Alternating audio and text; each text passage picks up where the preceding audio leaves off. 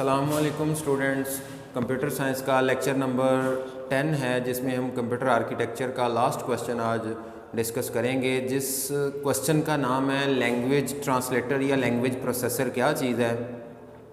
ये हमारे इस चैप्टर नंबर 5 का जो है ये लास्ट क्वेश्चन है। इसके बाद जो है वो हम इस चैप्टर को क्लोज अप कर देंगे और इसके बाद चौथा चैप्टर जो है वो स्टार्ट करेंगे। तो स्टार्ट करते हैं। हमारा टॉपिक है लैंग्वेज प्रोसेसर या लैंग्वेज ट्रांसलेटर क्या चीज़ है। तो बेटा आप लोगों को कल जो लास्ट लेक्चर में हम लोगों ने एक क्वेश्चन डिस्कस किया था, आप लोगों ने वो लेक्चर तवज्जो से सुना होगा, मुझे उम्मीद है। हम थोड़ा सा पहले उसको रिवाइज़ करते हैं क्योंकि ये वाला जो क्वेश्चन है ये उस क्वेश्चन से जो है ना वो रिलेट करता है, इसीलिए वो क्वेश्चन आप लोगों को पहले पढ़ाया गया था। तो हमने कल जो लेक्चर पढ़ा था उस लेक्चर में हम लोगों ने डिस्कस किया था प्रोग्रामिंग लैंग्वेज। हमने ये सीखा था, हमने ये स्टडी किया था कि प्रोग्रामिंग लैंग्वेज है ये क्या होती है। और प्रोग्रामिंग लैंग्वेज हमने यूँ कुछ डिफ़ाइन किया था। हमने कहा था कि जो प्रोग्रामिंग लैंग्वेज है ये एक सेट ऑफ इंस्ट्रक्शंस कंप्यूटर को देने के लिए जो लिखी जाती हैं उनके लिए जो प्रोग्रामिंग जो है वो लैंग्वेज यूज़ की जाती है। प्रोग्रामिंग लैंग्वेज हमने फिर दो तरह इसकी जो है ना वो दो टाइप्स भी एक्सप्लेन की थी। एक हमने कहा था कि एक को हम हाई लेवल लैंग्वेज बोलते हैं और दूसरी को हम लो लेवल लैंग्वेज बोलते हैं। फिर हमने कहा था कि जो हाई लेवल लैंग्वेज है ये नियर टू ह्यूमन है। फिर हमने ये कहा था कि हमारी जो लो लेवल लैंग्वेज है ये हमारी नियर टू मशीन है, मशीन यानी कंप्यूटर के नज़दीक है मशीन के। फिर हमने ये कहा था कि जो लैंग्वेज लो लेवल है वो भी फर्दर दो हिस्सों में कैटेगराइज है, एक को हम असेंबली बोलते हैं और दूसरी को हम मशीन लैंग्वेज बोलते हैं। ये हमारा ओवरऑल जो है वो लास्ट टाइम का जो है वो टॉपिक था। अब इस टॉपिक के अंदर जो हमने जिस चीज़ पे आज फोकस करना है वो ये है कि हमारा जो कंप्यूटर सिस्टम है वो सिर्फ एक ही ज़ुबान को समझता है। हमारा कंप्यूटर सिर्फ एक ही लैंग्वेज को समझता है और उस लैंग्वेज को हम बोलते हैं मशीन लैंग्वेज। मशीन लैंग्वेज जो है इसमें जो इंस्ट्रक्शन लिखी जाती हैं वो 0100 होता है।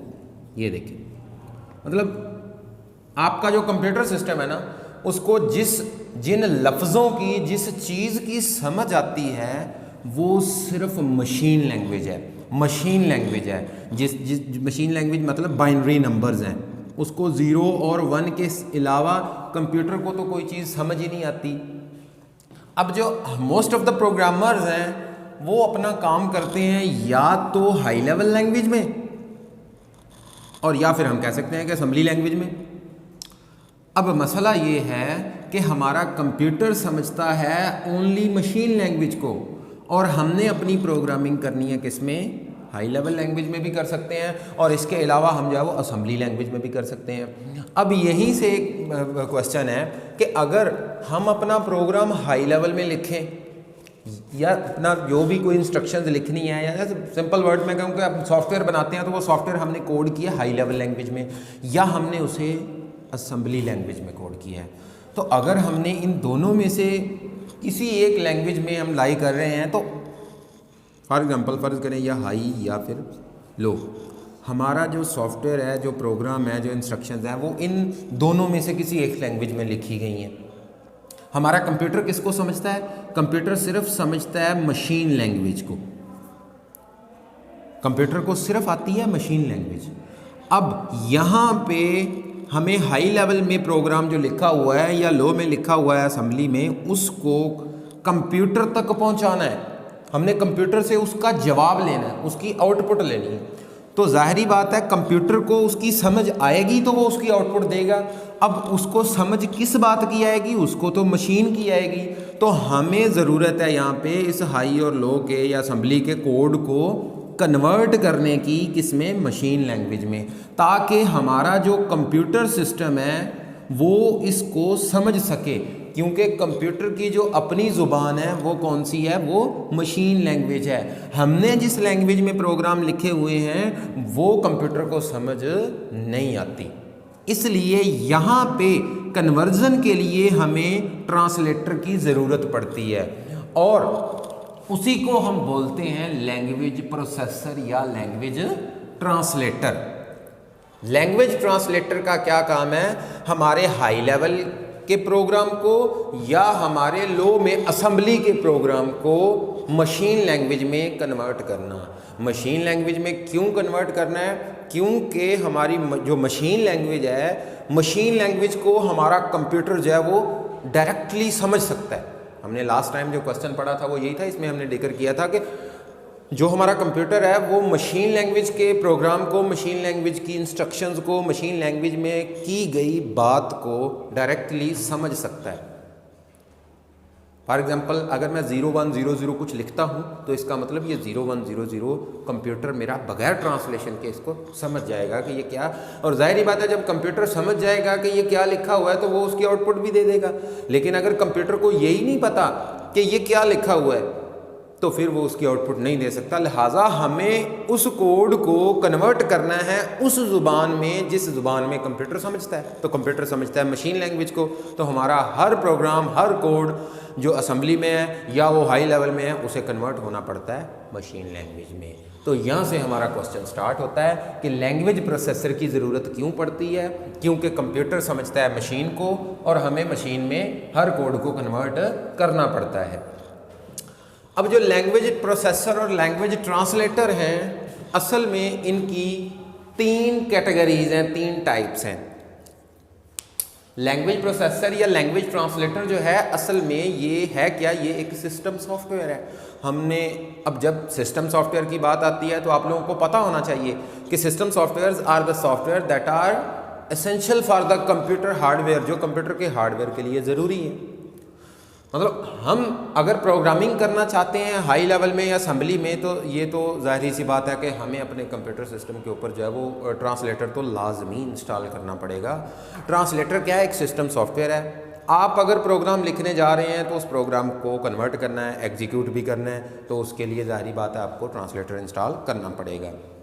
खैर, लैंग्वेज प्रोसेसर जो है ये 3 तरह के होते हैं। ट्रांसलेटर जो है ये कितनी तरह के? 3 तरह के। अब यहाँ पे क्वेश्चन एक और आता है कि लैंग्वेज ट्रांसलेटर का काम तो है कि लैंग्वेज को ट्रांसलेट कर देना, तो फिर इनकी 3 टाइप्स क्यों हैं? टाइप्स असल में इनकी वर्किंग का जो तरीकाकार है वो डिफरेंट है एक दूसरे से। अब यहाँ से समझें। फॉर एग्जाम्पल मैं कहता हूँ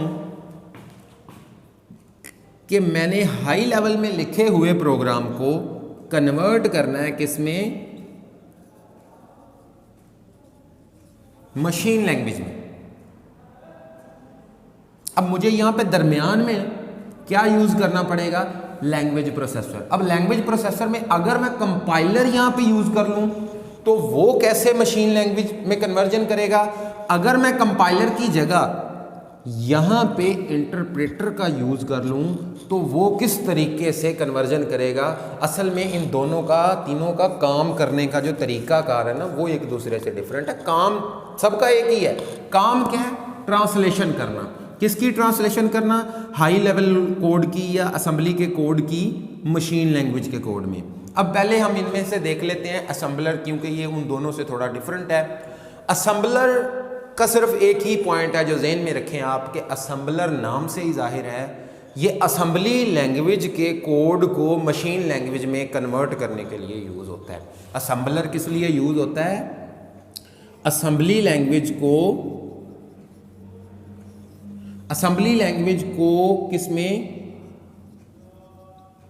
मशीन लैंग्वेज में कन्वर्ट करने के लिए असेंबलर इस्तेमाल होता है। बस पीछे रह गए हमारे कंपाइलर और इंटरप्रेटर। कंपाइलर और इंटरप्रेटर को हम दोनों को एक एक करके टेस्ट करते हैं कि किस तरीके से ये काम करते हैं। हमारे पास फॉर एग्जांपल असल में ये जो असेंबलर है ना ये लो लेवल को लो लेवल में लेके जाता है, क्योंकि लो लेवल में 2 लैंग्वेज है, असेंबली और मशीन। हमारी असेंबली को भी कन्वर्ट होने की ज़रूरत होती है, तो इसलिए असेंबली को कन्वर्ट करने के लिए मशीन में हम असेंबलर यूज़ करते हैं। लेकिन हाई लेवल को जब मशीन में लेके जाते हैं, यानी हाई से लो में जाते हैं, देन हम कंपाइलर या इंटरप्रेटर 2 यूज़ कर सकते हैं। अब कुछ लैंग्वेज हैं जो कंपाइलर प्रोग्राम है और कुछ लैंग्वेज हैं जो इंटरप्रेटर प्रोग्राम्स हैं। जो ज़्यादातर मोस्टली हैं वो कंपाइलर प्रोग्राम्स हैं, जिसमें हमारी C++, जावा, पाइथन इंटरप्रेटर प्रोग्राम है। तो हम देखते हैं कि अगर मैंने एक प्रोग्राम लिखा है, अगर फॉर एग्जांपल हमने यहाँ पे एक प्रोग्राम लिखा है, दोनों को बारी बारी टेस्ट करते हैं। ये एक मेरे पास प्रोग्राम है, इस प्रोग्राम के अंदर कुछ स्टेटमेंट्स हैं, ठीक है। ये किसमें है? हाई लेवल में। क्या इन स्टेटमेंट्स को मेरा कंप्यूटर समझेगा? नहीं समझ सकता, तो मुझे इनको कन्वर्ट करना पड़ेगा। किस में कन्वर्ट करना है? मशीन लैंग्वेज में। तो मशीन लैंग्वेज में कन्वर्ट करने के लिए मुझे यहाँ पे ट्रांसलेटर की ज़रूरत है। मैं ट्रांसलेटर में कंपाइलर का पहले इस्तेमाल करके देख लेता हूँ कि कंपाइलर कैसे कन्वर्ट करेगा। अगर मैं यहाँ पे इस एरिया में कंपाइलर का यूज़ करूँ तो ये लेके जाएगा मशीन लैंग्वेज में, लेकिन कैसे लेके जाएगा? कंपाइलर ने पूरे प्रोग्राम को एज ए होल पकड़ना है, पूरे प्रोग्राम की सारी स्टेटमेंट्स को सबसे पहले वो क्या करेगा? इनकी बाइनरी फाइल बनाएगा। 01000100100100100001। मतलब कंपाइलर हाई लेवल के पूरे प्रोग्राम को पकड़ेगा, जितनी भी एक प्रोग्राम में हमने स्टेटमेंटें लिखी हुई हैं ना, उन सारी स्टेटमेंट्स को एज ए होल पकड़ेगा और उनकी बाइनरी बना देगा। बाइनरी बना के पहला पॉइंट जो ज़हन में रखना है, सेव द फाइल। ये फाइल को सेव कर देगा कंप्यूटर में। कंपाइलर ने क्या किया? हाई लेवल के प्रोग्राम को पकड़ा और इसकी बाइनरी बनाई, यानी 01, इसकी मशीन लैंग्वेज में इसे कन्वर्ट कर दिया। कन्वर्ट करने के बाद वो जो कन्वर्टेड फाइल है उसको उसने सेव किया है। ठीक हो गया? सेव उसको किया है डॉट बिन की एक्सटेंशन से। फॉर एग्जांपल इसका नाम था माई प्रोग्राम .c। मैंने अपने कंप्यूटर में एक प्रोग्राम लिखा, उस प्रोग्राम का मैंने फाइल का नाम रखा माई प्रोग्राम। मैंने कंपाइलर को कहा इसको कन्वर्ट करे, कंपाइलर ने इसको कन्वर्ट किया किसको? इस प्रोग्राम को। इस प्रोग्राम का नाम क्या है? ये माई प्रोग्राम, इस फाइल का नाम। उसने यहाँ पे माई प्रोग्राम नाम की फाइल बाइनरी में कन्वर्ट करके सेव कर दी। क्या कर दी? सेव कर दी। अब ज़रा एक सेकंड के लिए इधर आ जाएं। आप जब कंप्यूटर पे कोई प्रोग्राम लिखते हैं ना, तो असल में अगर हम उसको देखें तो दो हिस्सों में यानी कि चलता है। वैसे तो उसके अंदर सब स्टेप्स भी है, लेकिन हम ये कहते हैं कि हमारा जो सोर्स कोड है ना, हाई लेवल का कोड है, हाई का कोड जब चलेगा ना, पहले वो कन्वर्ट होगा, पहला स्टेप कन्वर्ट होगा, और दूसरा स्टेप वो रन होगा। यानी पहले 0100 बाइनरी बनेगी, बाइनरी बनने के बाद CPU उसे रन करेगा, और जब रन होता है प्रोग्राम तो हमें आउटपुट मिलती है। तो दो स्टेप्स हैं, कंपाइल होना और रन होना, कन्वर्ट होना और रन होना। तो हमारा प्रोग्राम पहले क्या होगा? पूरा प्रोग्राम पहले कन्वर्ट होगा कंपाइलर में। अगर कंपाइलर यूज़ करें तो हाई लेवल का पूरा प्रोग्राम पहले कन्वर्ट होगा, और कन्वर्ट होके उसकी बाइनरी फाइल सेव होगी कंप्यूटर में।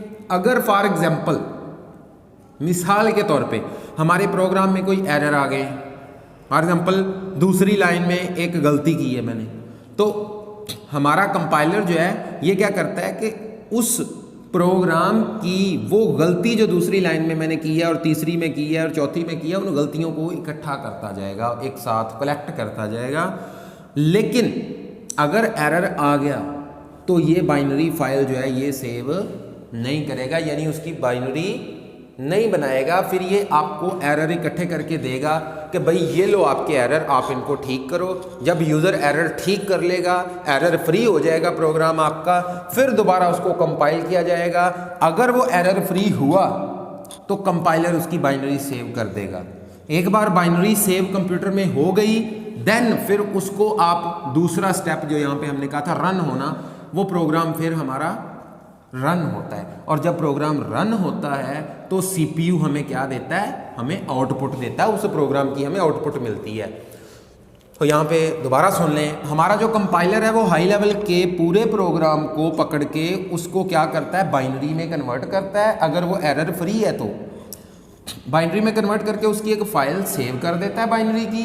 अब फिर वो बाइनरी फाइल जो है वो अब रन होती है। क्यों? क्योंकि वो ऐसी फाइल बन चुकी है जो फाइल हमारे कंप्यूटर को डायरेक्टली समझ आ सकती है।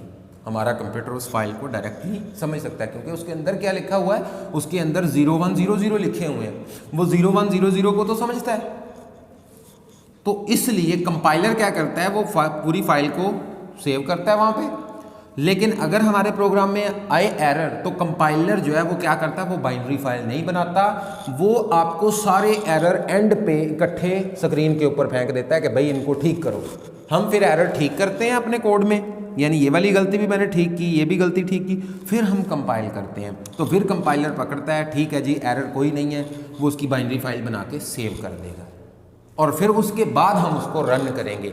लेकिन दूसरी चीज़, अगर मैं कहूँ कि हमारा जो इंटरप्रेटर है, अगर मैं इस कंपाइलर की जगह इंटरप्रेटर को यूज़ करूँ तो क्या होगा।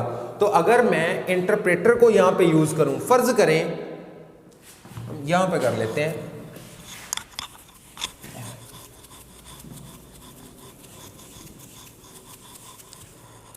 फॉर एग्जाम्पल मेरे पास एक प्रोग्राम है फ्री स्टेटमेंट हाई लेवल का, यहाँ भी हाई लेवल का प्रोग्राम है। हमने सिर्फ चेंजिंग किस जगह करनी है, कंपाइलर की जगह मैंने अब इंटरप्रेटर का इस्तेमाल करना है और अपने प्रोग्राम को कन्वर्ट करके देखना है। फिर हम देखते हैं कि क्या वो कंपाइलर से डिफरेंट है। तो ये देखिए यहाँ पे सिंपली मैंने क्या किया,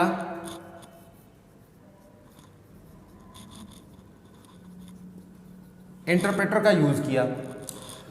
अब कंपाइलर क्या करता था, पहली बात कंपाइलर पूरे प्रोग्राम को पकड़ के उसकी बाइनरी फाइल बना के उसकी सेव करता था, लेकिन अगर एरर आता था तो वो बाइनरी फाइल नहीं बनाता था, वो कहता था एरर ठीक करो। फिर हमारी बाइनरी फाइल बनती थी, बाइनरी फाइल सेव होने के बाद फिर वो रन होती थी और फिर हमें आउटपुट मिलती थी, एग्जीक्यूट होती थी। लेकिन इंटरप्रेटर क्या करेगा, अगर वही प्रोग्राम मैंने कंपाइलर की जगह इंटरप्रेटर को दे दिया तो इंटरप्रेटर ने क्या करना है, पहली लाइन को उठाना है, पहली लाइन को उठाएगा और उस लाइन का 01001 का कोड बनाएगा और साथ ही उसको रन करके हमें आउटपुट दे देगा। हमें क्या दे देगा, आउटपुट दे देगा। दोबारा सुन लें, इंटरप्रेटर एक स्टेटमेंट को उठाएगा, उसको बाइनरी में कन्वर्ट करेगा और साथ ही उसको रन करके हमें आउटपुट मिल जाएगी। दूसरी लाइन उठाएगा, उसको बाइनरी में कन्वर्ट करेगा और उसे रन कर देगा और आउटपुट दे देगा। तीसरी लाइन उठाएगा, 01001 में कन्वर्ट करेगा और हमें उसकी आउटपुट दे देगा रन करवा के। यहां पे आप लोगों को उम्मीद है कि समझ आ गई होगी जो मेजर डिफरेंस है। कंपाइलर पूरे प्रोग्राम को पहले उठाता है, उसकी बाइनरी बनाता है अगर वो एरर फ्री है तो, लेकिन इंटरप्रेटर क्या करता है, ये एक लाइन को उठाता है, पहली लाइन को उसको कन्वर्ट करता है, उसको रन करता है, फिर दूसरी लाइन उठाता है, कन्वर्ट करता है, रन करता है, तीसरी लाइन उठाता है, कन्वर्ट करता है, रन करता है। यानी interpreter one statement at one time convert करता है, साथ उसको रन करता है। दूसरी चीज, ये बाइनरी फाइल को सेव नहीं करता, लेकिन कंपाइलर क्या करता था, सेव करता था। सेव नहीं करता, कंपाइलर बाइनरी फाइल सेव करता है, ये बाइनरी फाइल सेव नहीं करता, बाइनरी फाइल ही नहीं बनाता, ये साथ साथ कन्वर्जन करता है, रन कर देता है। दूसरी चीज, तीसरी, अगर आपका इंटरप्रेटर है, आपकी दूसरी लाइन में एक एरर आ गया, यहां पे दूसरी लाइन में एक एरर है, अब हमने इंटरप्रेटर को कह दिया कि ये प्रोग्राम चलाओ। इंटरप्रेटर जब दूसरी लाइन को पकड़ेगा, 0100 में कन्वर्ट करेगा, दूसरी लाइन में एरर है ना, तो इंटरप्रेटर ने अपना काम वहीं पर रोक देना है।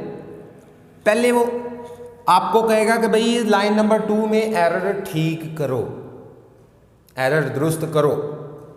मैंने वो एरर ठीक कर लेना है हाई लेवल में यहाँ पे। अब एरर ठीक हो गया, अब वो आगे काम करना शुरू कर देगा।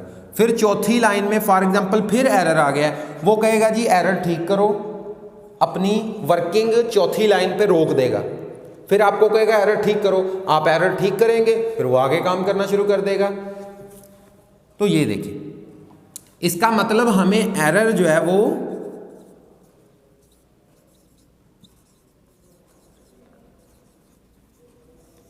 इमीडिएटली पता चल जाता है, हमें फौरी तौर पे पता चल जाता है कि एरर कहाँ पे हम ठीक करते हैं। इजी काम है। इंटरप्रेटर ने क्या करना है, एक लाइन को एक वक्त में उठाएगा, बाइनरी में कन्वर्ट करेगा, रन कर देगा। मतलब कहने का ये कि ये तोड़ पहुंचा के आता है। हमारा जो कोड है ना हाई लेवल का, उसकी एक लाइन को पकड़ेगा, कन्वर्ट करेगा, प्रोसेसर को कहेगा इसे एग्जीक्यूट कर दो, एग्जीक्यूट होके आउटपुट आ जाएगी। दूसरी लाइन हाई में आएगा, पकड़ेगा, कन्वर्ट करेगा, एग्जीक्यूट करवाएगा। फिर पहली लाइन पे आएगा, पकड़ेगा, कन्वर्ट करेगा, एग्जीक्यूट करेगा। ये दरमियान में ना तो कंपाइलर की तरह फाइल को सेव करता है, ये बस कन्वर्ट करता है, रन कर देता है। ये फाइल को सेव करता है, बाइनरी कोड को सेव करता है, फिर रन करता है। पूरे प्रोग्राम की बाइनरी बनाएगा, फिर सेव करेगा, फिर उसको रन करेगा। लेकिन यहाँ पे ऐसा नहीं है। दूसरी चीज़, आपका कंपाइलर अगर एरर आते हैं तो सारे एरर इकट्ठे करता जाता है, करता जाता है, करता जाता है, एंड पे आके आपको सारे एरर दे देता है कि भाई लो जी आपके प्रोग्राम में 10 एरर हैं, ठीक करो इनको, अभी ये कंपाइल नहीं हो सकता। इंटरप्रेटर क्या करता है, इंटरप्रेटर एक लाइन पकड़ता है, कन्वर्ट करता है, एरर आ गया, वहीं पे आपको रोक के अपनी वर्किंग कहता है कि भाई ये एरर ठीक करो। आप एरर ठीक करते हैं, आगे काम शुरू कर देता है। फिर एरर आया, उसने कहा जी एरर ठीक करो, मैंने एरर ठीक किया, उसने अपना काम शुरू कर दिया। तो अब हम लोगों ने ये देखना है कि कंपाइलर और इंटरप्रेटर जो है, इनमें दोनों में एनालिसिस अगर करें तो इनके फ़ायदे और नुकसान, डिसएडवांटेजेस के ड्रॉबैक्स क्या, तो दोनों अपने अपने एतबार से बेस्ट है। हम देख लेते हैं। स्क्रीन को यहाँ पे पॉज करें और मेरे क्वेश्चन का आंसर दें कि क्या कंपाइलर वाला तरीका फास्ट होगा या इंटरप्रेटर वाला तरीका फास्ट होगा।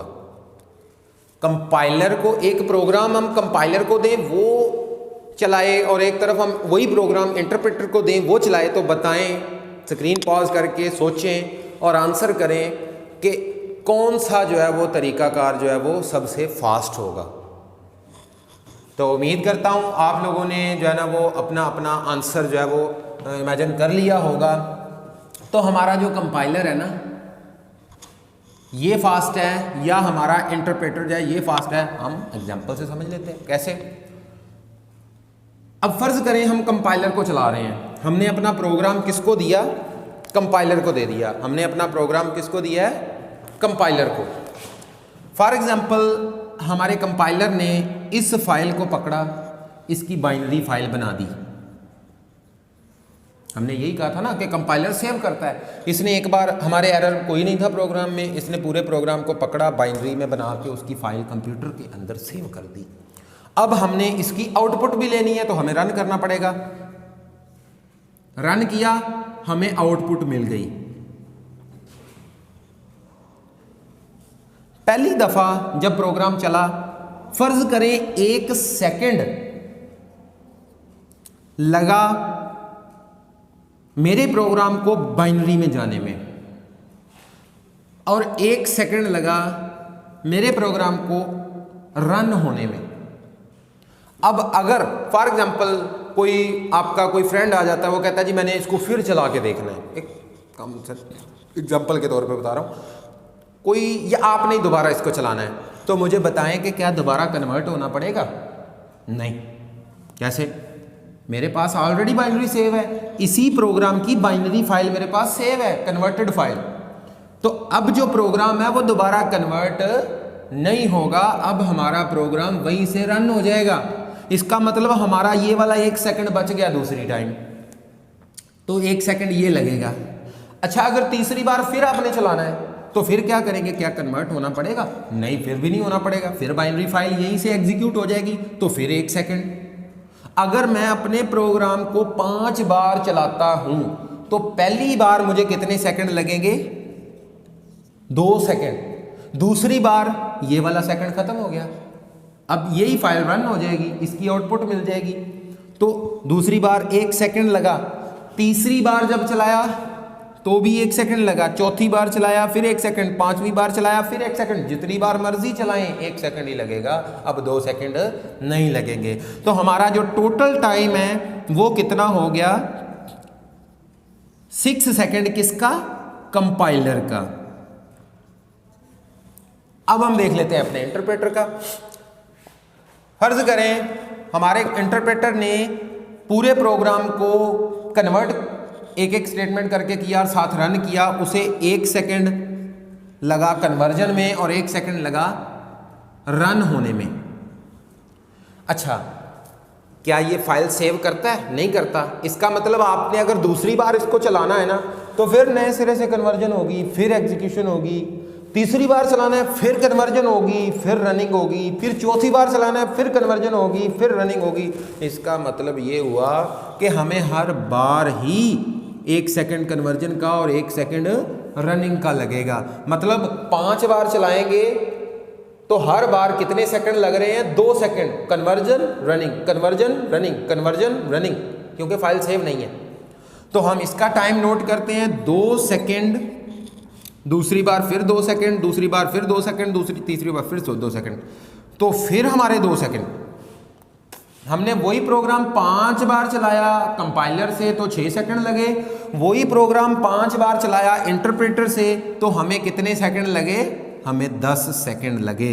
अब आप यहीं से अंदाज़ा कर ले कि कौन सा फास्ट है। तो फास्ट तो ऑटोमेटिकली कंपाइलर हुआ, हमारा इंटरप्रेटर 10 सेकंड लगा रहा है, हमारा कंपाइलर 6 सेकंड लगा रहा है, 6 सेकंड, तो हमारा कंपाइलर जाइए फास्ट वर्किंग करता है। दूसरी चीज़, एक फ़ायदा भी है इंटरप्रेटर का, आप कंपाइलर के थ्रू चलाते हैं, आपको एरर मिलते हैं जी एंड पे।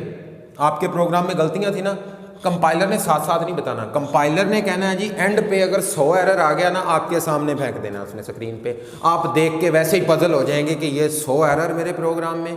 लेकिन इंटरप्रेटर क्या करता है, इंटरप्रेटर एक स्टेटमेंट पढ़ेगा, अगर एरर आ गया फौरी आपको कहेगा जी इसे ठीक करो, आप वो एरर ठीक करेंगे, अब नेक्स्ट लाइन होगी, फिर नेक्स्ट, फिर नेक्स्ट, फिर नेक्स्ट, एरर आ गया, interpreter stops working and immediately display the error message. User error ठीक करेगा, हमारा प्रोग्राम चलना शुरू हो जाएगा। ठीक हो गया। तो ये हमारा जो है ना लैंग्वेज प्रोसेसर या ट्रांसलेटर का क्वेश्चन है। तो एक बार इसको दोबारा से हम रिवाइज कर लेते हैं मोटा मोटा करके। लैंग्वेज प्रोसेसर क्या चीज़ है? लैंग्वेज प्रोसेसर, लैंग्वेज ट्रांसलेटर एक सिस्टम सॉफ्टवेयर है। किस लिए यूज़ होता है? ये प्रोग्रामिंग हाई लेवल की लैंग्वेज को या असेंबली लैंग्वेज को मशीन लैंग्वेज में कन्वर्ट करने के लिए यूज़ होता है। अब मशीन लैंग्वेज में कन्वर्ट हमें क्यों करना पड़ता है? मशीन लैंग्वेज में कन्वर्ट इसलिए करना पड़ता है क्योंकि हमारा कंप्यूटर समझता ही मशीन लैंग्वेज को है, तो हमें कन्वर्जन की तो ज़रूरत है। तो अब ट्रांसलेटर, प्रोसेसर, ये कितनी तरह के हैं? मैंने कहा जी ये 3 तरह के, कंपाइलर है, इंटरप्रेटर है, असेंबलर है। असेंबलर जो होता है ना, ये असेंबली लैंग्वेज के कोड को मशीन लैंग्वेज में कन्वर्ट करने के लिए यूज़ होता है। अब फॉर एग्जांपल हमारे किसी फ्रेंड ने असेंबली लैंग्वेज में प्रोग्राम लिखा है, तो ज़ाहिर बात है उसने कंप्यूटर पे चलाना है, उसकी आउटपुट लेनी है, तो कंप्यूटर को समझना तो पड़ेगा, तो कंप्यूटर समझेगा मशीन को। अब असेंबली लैंग्वेज का प्रोग्राम है, उसको कन्वर्ट करना है मशीन लैंग्वेज में, तो उसके लिए हम यूज़ करेंगे असेंबलर। पीछे रह गया कंपाइलर और इंटरप्रेटर। कंपाइलर और इंटरप्रेटर यूज़ होते हैं हाई लेवल लैंग्वेज को मशीन लैंग्वेज में कन्वर्ट करने के लिए। हमारी मोस्ट ऑफ द प्रोग्रामिंग और सॉफ्टवेयर डेवलपमेंट जो है वो किस में होती है? हमारी हाई लेवल लैंग्वेज में की जाती है, क्योंकि ये easy to learn, easy to understand है। तो कंपाइलर और इंटरप्रेटर जब हम हाई लेवल में कन्वर्जन में यूज़ करते हैं तो दोनों का काम करने का तरीका मुख्तलिफ है।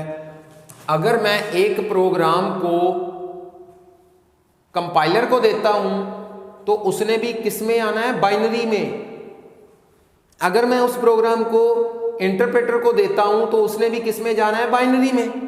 टारगेट दोनों का सेम है लेकिन काम करने का तरीका मुख्तलिफ है। हमने वो तरीका ही यहाँ पे देखा है कि कंपाइलर क्या करता है, कंपाइलर पूरे प्रोग्राम को हाई लेवल के को उठाता है, उसकी बाइनरी फाइल बनाता है, अगर एरर नहीं है तो वो पूरी बाइनरी फाइल को सेव कर देगा और उसके बाद वो फाइल रन होगी। अगर एरर आ जाते हैं तो वो बाइनरी फाइल नहीं बनाता और आपको एंड पे सारे एरर मैसेज डिस्प्ले कर देता है। लेकिन हमारा इंटरप्रेटर क्या करता है, इंटरप्रेटर एक स्टेटमेंट को हाई लेवल की उठाता है, उठाने के बाद उसको ट्रांसलेट करता है, बाइनरी में ले जाके उसको रन करता है, फिर दूसरी लाइन उठाता है, कन्वर्ट करता है, रन करता है, फिर तीसरी लाइन उठाता है, कन्वर्ट करता है, रन करता है।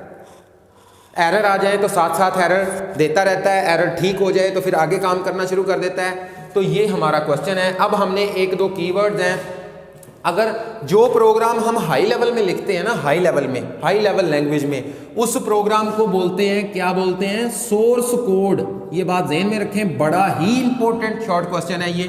सोर्स कोड उसको बोलते हैं क्या, source code. A program written in high level language is called source code. अब मशीन लैंग्वेज में जो प्रोग्राम लिखा जाता है 0100 में, उसे बोलते हैं ऑब्जेक्ट कोड। ऑब्जेक्ट कोड, ये ऑब्जेक्ट कोड। इसका मतलब हर जुबान के कोड ने आखिरकार जाना किस में होता है, ऑब्जेक्ट कोड में। ऑब्जेक्ट कोड बाइनरी में लिखा हुआ कोड होता है ना, तो हम इसको बाइनरी कोड भी तो बोल सकते हैं,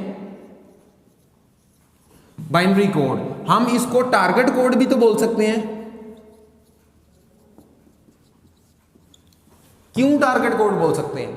अरे भाई, हर जुबान के कोड ने आखिर जाना किस में है, ऑब्जेक्ट कोड में, मशीन कोड में। तो मशीन कोड को हम टारगेट क्यों नहीं बोल सकते? इसीलिए तो टारगेट बोलते हैं कि हर लैंग्वेज का टारगेट ही वो है, मशीन लैंग्वेज। ठीक हो गया। इसी तरीके से जो सोर्स कोड है, हम ये फिक्रा बोल सकते हैं ना कि source code have to be converted into object code, source code have to be converted into machine code, source code have to be converted into binary code, source code have to be converted into target code. तो ये फिक्रे ठीक है। क्यों? क्योंकि machine language, binary code, इसके अलावा machine code, इसके अलावा टारगेट कोड, इसके अलावा जो है ना वो ऑब्जेक्ट कोड, ये एक ही नाम है। असल में ये डिफरेंट नाम है मशीन लैंग्वेज के। हमारा सोर्स कोड होता है जो, वो होता है हाई लेवल का कोड। अब हम देखते हैं कुछ जो प्रोग्रामिंग लैंग्वेज होती है ना, वो कंपाइलर प्रोग्राम होती हैं। यानी कि कुछ प्रोग्रामिंग लैंग्वेज में अगर आप काम करते हैं ना, हाई लेवल लैंग्वेज में, जैसे C++, जावा, जावास्क्रिप्ट, ये वाली लैंग्वेज में जब आप काम करते हैं ना, तो उनको चलाने के लिए कंपाइलर ही रिक्वायर होता है। अब कुछ प्रोग्रामिंग लैंग्वेज ऐसी भी हैं जिनको चलाने के लिए आपको कंपाइलर नहीं, आपको इंटरप्रेटर रिक्वायर्ड होता है, जिसे बोलते हैं interpreter programme language, interpreter language program. तो इंटरप्रेटर लैंग्वेज प्रोग्राम में आपकी एक लैंग्वेज आती है जिसे पाइथन बोलते हैं, रूबी। रूबी भी एक लैंग्वेज है, हाई लेवल लैंग्वेज, जिसको चलाने के लिए आपको इंटरप्रेटर की जरूरत पड़ती है। इसी तरीके से GW बेसिक है, इस लैंग्वेज को चलाने के लिए भी इंटरप्रेटर की जरूरत पड़ती है।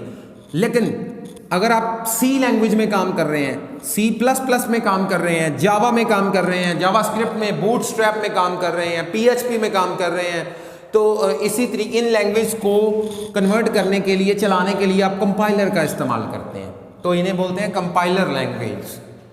ठीक हो गया। तो ये था हमारा आज का टॉपिक, लैंग्वेज प्रोसेसर और लैंग्वेज ट्रांसलेटर क्या चीज़ है। हम एक बार इसको डिस्कस कर लेते हैं थोड़ा सा शॉर्ट करके। लैंग्वेज प्रोसेसर और language translator is the system software that is used to translate the high level language और assembly language into machine language, because the computer only understand machine language. So the every language, every program, every code that is not written in machine language can be converted into machine language. Language translators are of three types. One is compiler, interpreter, assembler. Assembler is used to convert the assembly language into machine language. Assembly language is low level language, machine language is low level language. So we use assembler to convert the low level into low level, means assembly into machine language. Next हमारे पास compiler और interpreter आता है. Compiler is used to translate the high level language into machine language. Interpreter is also used to convert the high level language into machine language, but the method of conversion of both interpreter and compiler is different. If we use compiler in conversion, compiler क्या करता है? Compiler क्या करता है जी? First of all, compiler आप high level language के programme को उठाता है, It convert the whole program into binary and save a binary file and then run that program. And all the errors are displayed on the screen after compilation. If the errors occur, then the binary file is not saved.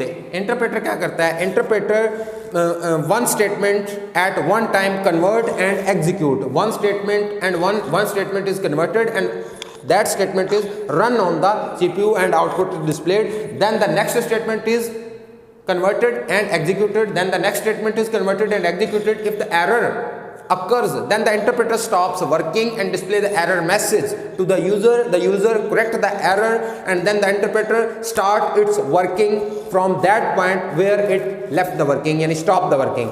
तो ये हमारा जो है वो ये question है. Assembly language machine language को हम टारगेट कोड भी बोलते हैं, उसको हम बाइनरी कोड भी बोलते हैं, उसको हम ऑब्जेक्ट कोड भी बोलते हैं. हाई लेवल में लिखे गए कोड को हम सोर्स कोड बोलते हैं.